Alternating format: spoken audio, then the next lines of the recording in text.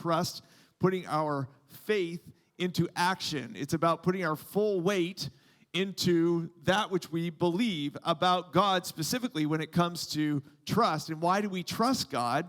Because He is competent, He has concern for others and for us, and we know that He is committed to carrying out His promises. We can trust Him with His commitments. That's what being trustworthy is. So for all of us, we think of, am I a trustworthy person? Am I someone who is competent to carry out a friendship, to carry through the task? Am I someone that actually has concern for others, not just myself? And so do I have an ability to keep my promises? I want to reflect God's character. And I want to move past not just having a knowledge about Him, but then putting my faith, my full weight into Him. Then on the second week, last week, we talked about not only trusting God, but then being entrusted with what He grants us. For us, we know that that could include a number of things, our gifts and resources and responsibilities. And we talked about this special word called fiduciary, and us knowing what that word is, it's someone who has been entrusted with something for the benefit of the one who is to receive it. And we know that Jesus was the perfect fiduciary, a selfless steward of that which He was entrusted. So for us, we think about this beautiful relationship that we have with God. At least for those of us who do, we know that we trust God, and He has entrusted us with these gifts and resources and responsibilities. And so today we think about this relationship between us and God through a story that many of you would know. It's so familiar to many of you that I thought to myself, is there anything more that I can share with you that you may not already know? But I'm trusting that God is going to use this very familiar story about God and David, in the story of David and Goliath, this story where David reveals his dependence on God, his intimacy with God, and his surrender to God, that allows us to understand that he loved God. It was a built relationship with God, this trust that he had for and in God, that it was able to be developed and seen in the lives of others as he used that which he was entrusted for God's best name, for God's renown, for his glory and not David's glory. For us today, we need to think about surrender. Can I surrender my life to him? Can I put my full weight in God? Is he trustworthy in the way that I say? Because we can move today from faith to trust. Many of you have a head knowledge about God. Many of us have an understanding of who God is. Many of us would even believe the power of God. But I want to tell you today, to burst the bubble, so does the devil. The devil understands who God is. The devil understands the power of God. The devil understands his character, but it doesn't mean he puts his trust in him. Today we want to move from faith, and I mean a genuine faith, a belief about God, knowing God in the way that God intends, this knowing in the intimacy, in the way that Adam and Eve knew one another. He wants us to come into that deep and close relationship with him so that we can engage with him and really have this beautiful relationship where, as we've learned throughout this week, that we would know that God has our best interest at heart and that we have been entrusted with what he's given to us so that we can then say back to him, I have your best interest at heart. That's the relationship that I think exists between David and God. And so today, if I had a title for today's message, I would call it a twofold trust. Today we're going to be talking about giants. Today I think we're going to be contemplating the idea that yes, there is a giant who had a name, and his name was Goliath. But there are two giants in this story today. The giant that can be seen and the giant that is unseen. The giant that can be seen is the presence of a formidable giant named Goliath. But the other giant is the absence of a formidable faith that God can face that giant. And so today we need to come up to this reality that there are two giants that we must face in order for us to live out this relationship of twofold trust. Do I understand that there are giants in my life? And do I also believe that there is a giant slayer? That there is one who is powerful? Do I realize that there is a physical obstacle, but do I realize that at times there is a spiritual omission? But over time, as we hear this story about David and Goliath, specifically about David and his relationship with God and his faithfulness to God, we understand that at some point, the third word that we introduced 2 weeks ago comes into play, and it's called tipping point. Because through a series of small changes or incidents, there becomes a significant enough change over time that causes a larger and more important change. So through this relationship of trust, being entrusted, this twofold trust, that over time, as we face what is present in front of us in physical form and also present in our hearts in spiritual form, we can then reach over time this tipping point of something amazing happening that we may never expect. He entrusts the faithful, and he uses that trust to bring giants to their knees. Today, I want to take us in the book of 1 Samuel, and the story really starts abruptly for us here because if you know the story ahead of this, 1 Samuel, or the book of Samuel, talks about a prophet named Samuel. And Samuel declares during the first several chapters that there was to be a king over this nation of Israel. Now, it wasn't Saul's intent, it wasn't God's intent, it was the people's intent. The people had it in mind that this was what they were seeing everyone else having, and they wanted what the other people had. So God, because he's a God who allows us to make those choices for ourselves at times, and he says, give them what they want. And so Saul became king. But over time, to very shortly summarize that relationship, God had put in his heart a spirit of leadership, but then over time, there was disappointment to the point where their words were said that I regret that I have made Saul king. This is where we start.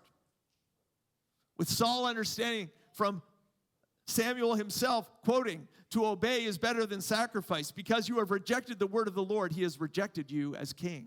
So a new king was to be named. This is where the story begins in chapter 16. The Lord said to Samuel, how long will you mourn for Saul since I have rejected him as king over Israel? Fill your horn with oil and be on your way. I'm sending you to Jesse of Bethlehem. I have chosen one of his sons to be king.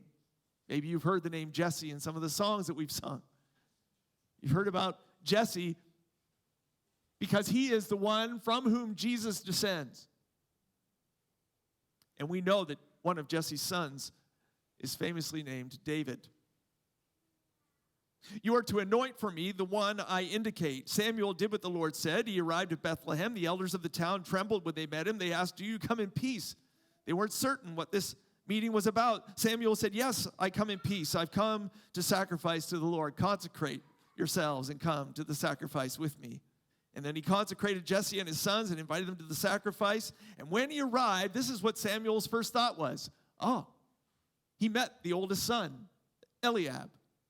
And right away, even Samuel, who had a close relationship with God, this is what he said. Samuel saw Eliab and said, surely the Lord's anointed stands here before the Lord.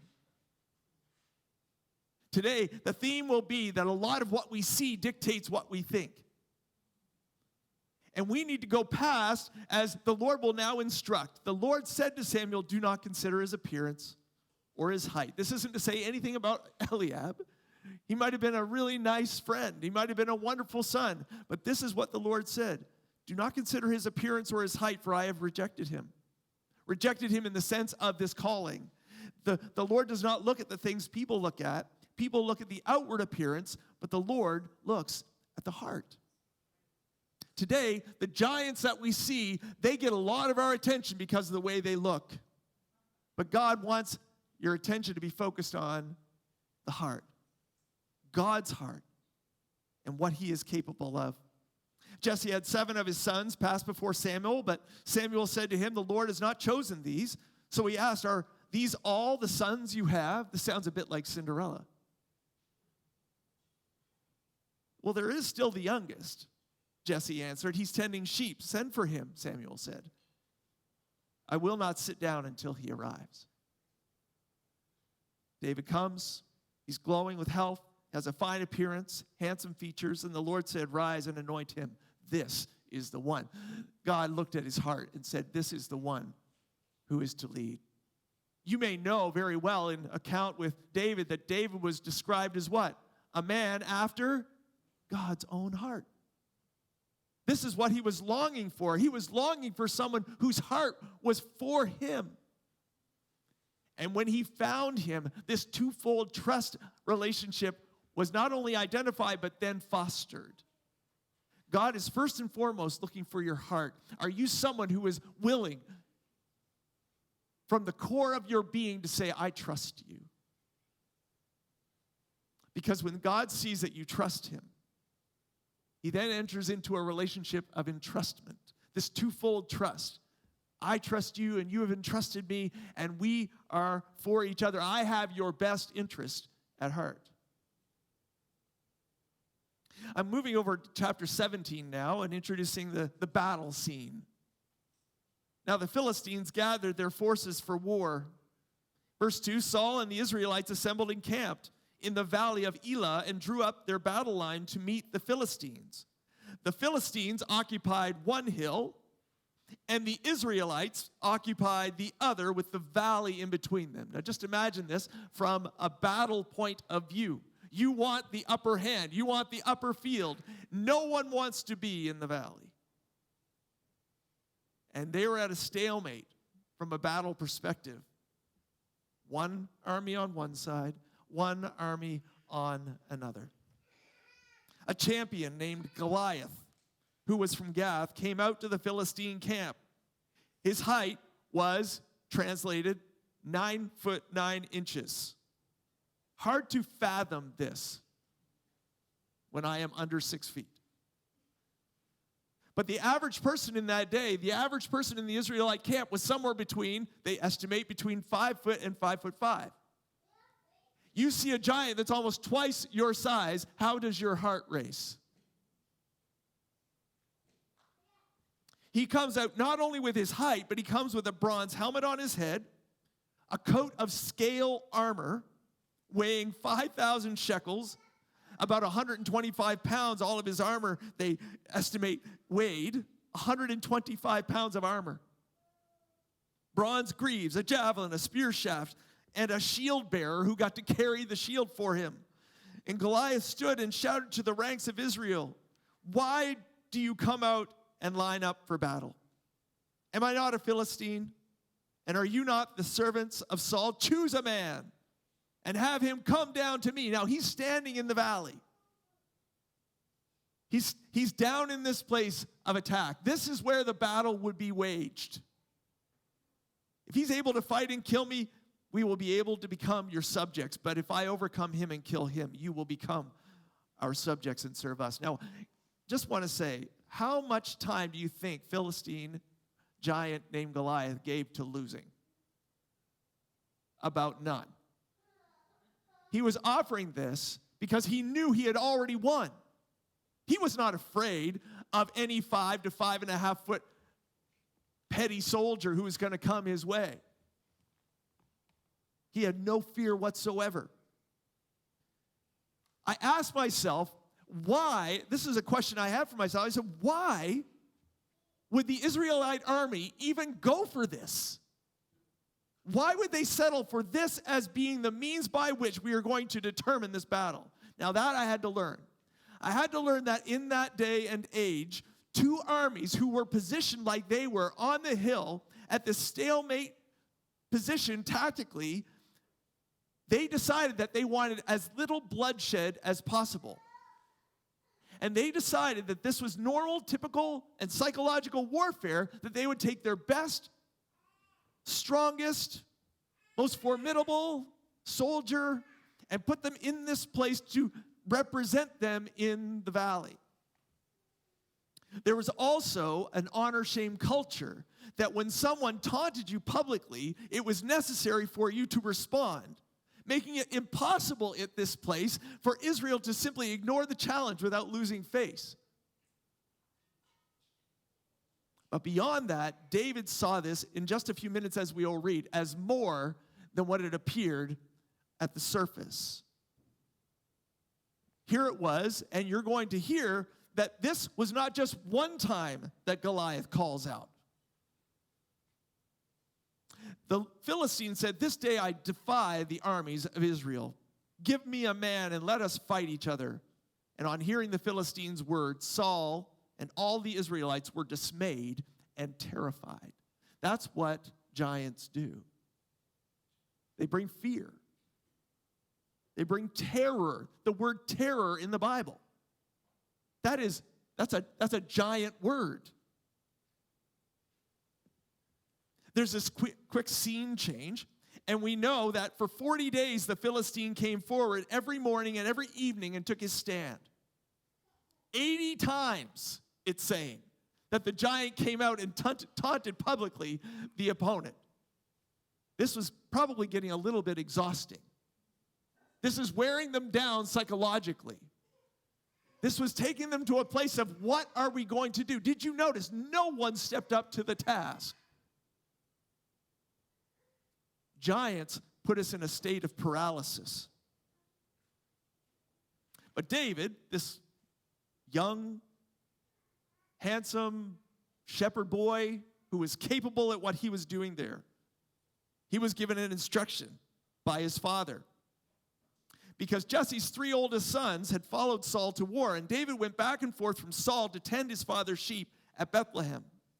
And for 40 days, this soldier would make his stand, and Jesse said to his son David, "Take this grain, take this bread to your brothers, and see how your brothers are doing, and bring some assurance back for me." Now, if he knew what was going on, I don't know how assured he would be. Early in the morning, David left, as Jesse directed. Israel and the Philistines were drawing up their lines and facing each other, and David ran to the battle lines and asked his brothers how they were. And as he was walking with them, guess what happens? Goliath comes out once more. He does what his usual action was, his usual defiance. And David hears this. Whenever the Israelites saw the man, they fled in great fear. So David is now witnessing all of this fear because of a giant. I want to stop and say, what is the giant in your life?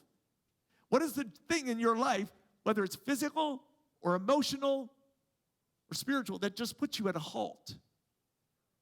We identified some of these things this week at our prayer meeting. There are things that, you know what, we think that we can trust God with, but there are things that are just too big to trust God with. There are things that if we put those things in his path, we're not sure if we're willing to give those over to him. Things like our money, or our relationships, or our time, or our schedule. Maybe it's something physical. Maybe it's a health concern. Maybe it's a spiritual concern. Maybe it's something that you're battling with when it comes to anger, or greed, or guilt, or jealousy. Maybe it's fear or blame or shame or doubt, something that is just so big that you can't handle and you cower away from. In fact, you just try, at the sound of even a part of the voice of that enemy crying out to you, you try to cower from it. And maybe you've been well more than 40 days battling with this. But David wasn't a man who would cower the way the others would. In fact, now it got to the point, I think about this every time I go on a flight. Maybe you've had this experience, and they've oversold the seats. And then they start at a low grade, and they say, will anyone give up their seat for this amount of credit or dollars? And then everyone's saying, no, thank you. And then the number goes up and up and up and up. Have you ever experienced that before? I'll tell you, there's some moments that if I was ready, I wish I was ready sooner because I would have taken that. Well, David was ready to take whatever, but this wasn't his motivator. This is what happened. The king says, the king will give out great wealth to the man who kills him. He will also give him his own daughter in marriage, and will exempt his family from taxes in Israel. Now, I don't know if this was like your latest flight. I don't know if he got up. He had to no one went for just marrying his daughter, and so he had to add the tax, exemption, and then he had to, I don't know if it was an upgrade. But he got here. This is how high it was, and no one was even taking him up at this point. And David asked the men standing near him, what will be done for the man who kills this Philistine and removes this disgrace from Israel? Then he goes a little bold. Who is this uncircumcised Philistine that he should defy the armies of the living God? Do you see David had a different perspective about this giant? David didn't see what the others were seeing. Everyone else was seeing this giant from the physical outside, but he saw something very different. He saw the heart of God that could contain and take over any obstacle in his way. They repeated to him what had been said, that this is what will be done for the man who kills him. And now his older brother, Eliab, gives him a little jab. If fear wasn't enough, how about a little bit of ridicule? Burning with anger, he says to his brother, why have you come here? And with whom did you leave those few sheep that you have in the wilderness? I know how conceited you are and how wicked your heart is. You came down only to watch the battle, which was just not true. We know that David was a man after God's own heart. You can't have your heart for him like the way that he's described, and also at that very moment, be wicked in your heart. Eliab was just not able to face the fact that he's not the one that's been standing up and saying, I'll go. Eliab certainly didn't feel like he could conquer this grand giant. But David, in verse 32, said, David to Saul, the king himself, let no one lose heart on account of this Philistine. Your servant will go and fight him. What? I have an entire army of trained soldiers here. And you just came from the shepherd field with your little bit of bread that you were going to give to your brothers. You just came for a report. And you're coming with this full confidence saying that you can take him on. Are you out of your mind? Saul even replied, you are not able. Now, this is what happens. People in your life, even when you feel you're able, even when you have the right perspective, people try to go, I don't feel the way you do, so I need you to come to where I am. You can't do that. In other words, I want you have to prove something more than I've seen already. You can't do this. You are not able to go out against the Philistine and fight him. You are only a young man, and he has been a warrior from his youth. In ancient warfare, traditionally at least, there were basically 3 divisions into how battles went. You had the cavalry, you had the infantry, and you had the artillery. So you had the horses and the chariots, you had the swords and the armor, and then you had the Davids. You had the sling throwers and the archers. Well, David was pretty good with the sling. Here was the greatest infantry soldier that the Philistines had to offer, this grand man named Goliath. And what was not really known or publicly known was just how capable God had made David in the slinging department. David said to Saul, your servant has been keeping his father's sheep. When a lion or bear came and carried off a sheep from the flock, I went after it, and I struck it, and I rescued the sheep from its mouth. And this is where it gets a little dicey. I think this is a little Bear Grylls going on. When it turned on me, I seized it by its hair, and I struck it, and I killed it. Your servant has killed both the lion and the bear, and this uncircumcised Philistine will be like one of them, because he's defied the armies of the living God. The Lord who rescues me from the paw of the lion and the paw of the bear will rescue me from the hand of the Philistine. Do you hear this ongoing faithfulness relationship, this twofold trust that's been going on for years now between David and his master, God? We know that David has a real heart for God and his word. He has faith in trust in God's word. And I know that because you go into Psalm 119 and it says these words, how sweet are your words to my taste, sweeter than honey to my mouth. Your word is a lamp for my feet and a light on my path.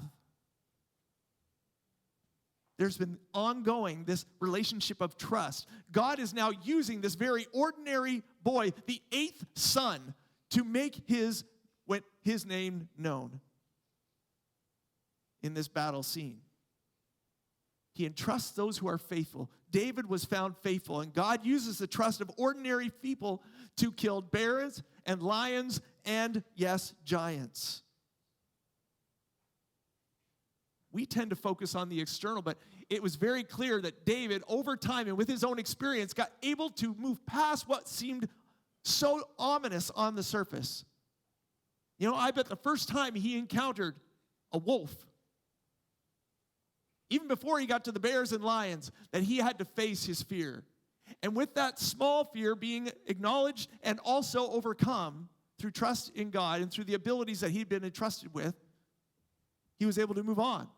He was able to take on those bears and lions and now the giants. And he was not nervous because he had built this ongoing relationship to a point where he was not only seeing, yes, the formidable giant, but he was more aware of the presence of the fact that God could face that giant. And a tipping point happened. Over these small changes or incidents, they became so significant to his life. This twofold trust was so strong that he was now in a place where there was no hesitation that he could take on a giant. A tipping point that no one else had experienced, it seemed. But God knew even before all of this happened, because he said to Samuel, go and anoint him. He has my heart. He sees with my eyes. He loves me and I love him. He trusts me and I have entrusted him, and he will carry out that which I need him to carry out for my purposes.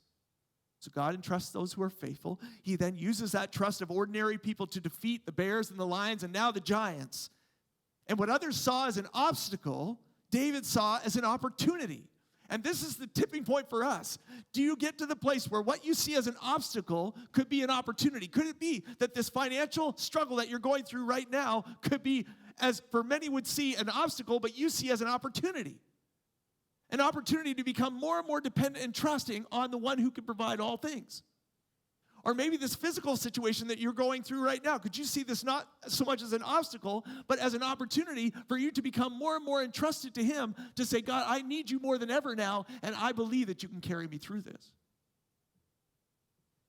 We need to move as believers in Christ, just like David with God, to move from a place of going from seeing something as an obstacle to seeing it as an opportunity.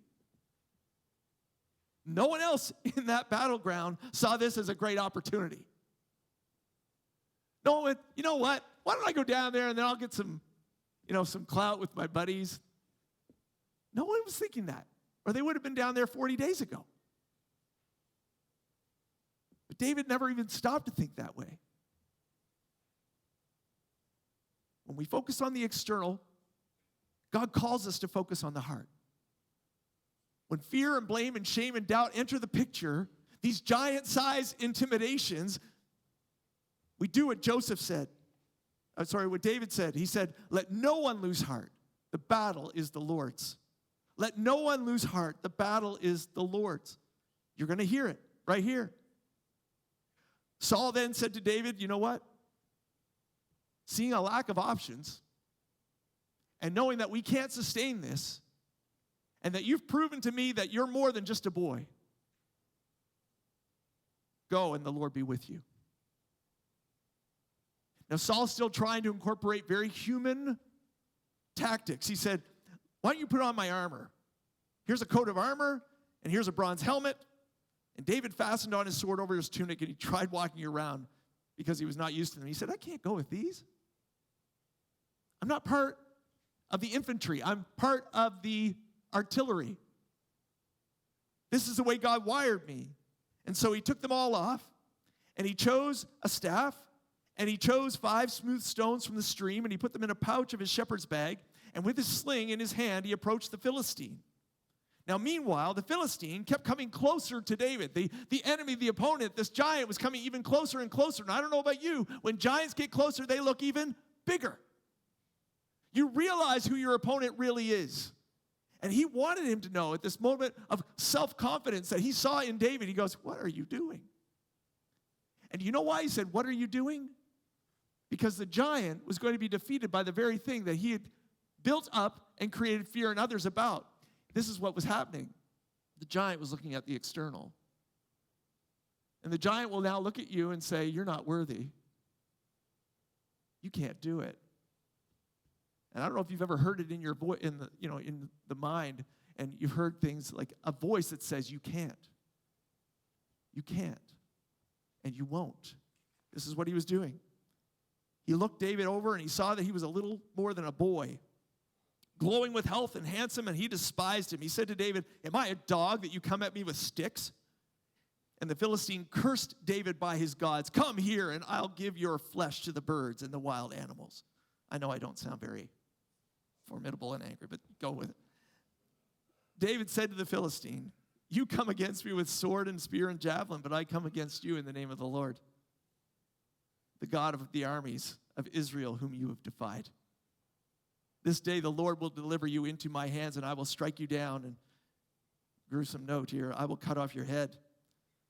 This very day I will give your carcasses of the Philistine armies to the birds and the wild animals, and the whole world will know that there is a God in Israel. And all those gathered here will know that it is not by sword or spear that the Lord saves, for the battle is the Lord's, and he will give all of you into our hands. How many times have you tried to take on a very spiritual battle with physical means? And I would say that we discount just how spiritual the battles in our lives are. I would say one of the greatest things that we're experiencing right now when it comes to those obstacles is not the exterior, it's the interior. It's the heart. What is our heart condition? It's what is this trust that we have? Who do we trust? Can I trust God in this moment? And the answer is always yes. The answer is always yes. As the Philistine moved closer to attack him, David ran quickly toward the battle line. Do you hear that? So the enemy comes closer, and what does David do? What would all the others do? They would run back or retreat, at very least stay still to see what was going to happen. David runs into the battle. That's how confident and trusting he was.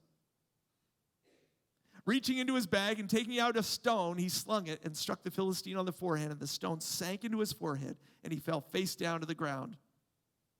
And this is the end of the story. When the Philistines saw that their hero was dead, they turned and they ran. And then the men of Israel and Judah surged forward. The faithfulness and trust of one person, a man named David, in the face of a giant, changed the trajectory of an entire nation. Could it be that someone in this room, I'm not trying to over-exaggerate, could it be that the faithfulness of one person, two people in this room, could change the trajectory of this entire room, this entire region, this entire valley, this province, this country, and who knows how much farther? I don't know. But I can only say that when I look at this story, David was used by God. He was entrusted as a faithful one. God used this very ordinary person who trusted him and was entrusted to him gifts and talents and abilities to defeat giants. And what other people saw as obstacles, David saw as opportunity. And then he ran into the battle because trust is faith in action.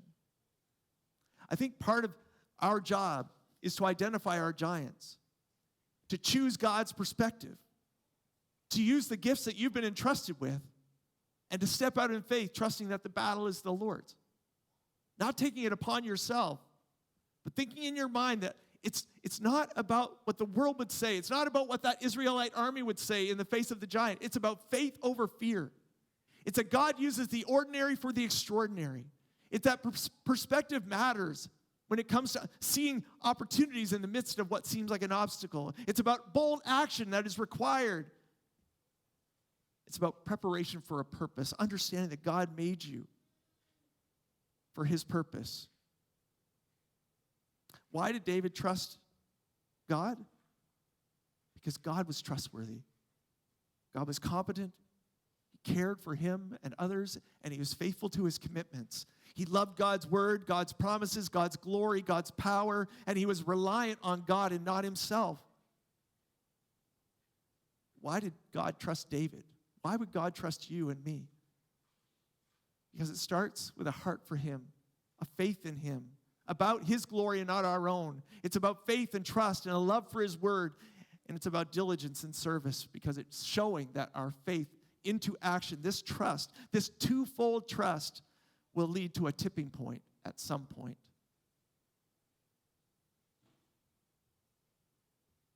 You know what builds trust? I think about what Gen Z right now thinks about trust. It's one of the greatest things that they search for in this world and in the lives of others. It's about authenticity and integrity and honesty. Someone in this culture is going to say, I want to know that what you're saying is not only sounding right, it is right. And it comes from your character. It's about shared values. It's about saying that what you believe in, I believe in. It's this twofold trust that what you are pursuing, I am pursuing. It's about earned friendship over time. Because time, as Gen Z would know, time is the most valuable commodity. Our relationship with God comes when we depend on Him, we spend time with Him, we become intimate with Him, just as we did this week, throughout this week at prayer time. We came together, and I want to tell you that to a person, as I would believe, that went to those prayer meetings, they would say that there was an intimacy that was strengthened because of our time together. But it doesn't stop there. It didn't stop with David just acknowledging God and being dependent on God and being intimate with God. It took action to do what He was calling him to do. And that's when facing the giants, like David faced Goliath and defeated him, changed everything. I think for us, we'll ask ourselves the question, when it comes to those things in our life that we're scared to face, could it be that it's a matter of trust? Do I trust God? Do I believe that He would trust me and trust me to face the giants? You'll never face the giants alone. You never have to, and you were never meant to. But the giant who is faced in front of you, the physical obstacle that you see, can always be defeated by the God that is unseen. May God do a work in our life this week when it comes to those obstacles that we will now have to articulate, identify, that God will help us see that we can face any giant. Not on our own, but on His strength. God, I thank You for the story of David and Goliath, David's faithfulness, and we know there are parts of his story that, like ours, go in a different direction, but ultimately his life was for You. God, may it be that You would help us see that You are the one that we can trust with all things, not some things, all things. May we be faithful with what You've entrusted us. And may we form a twofold trust that honors You in Jesus' name. Amen.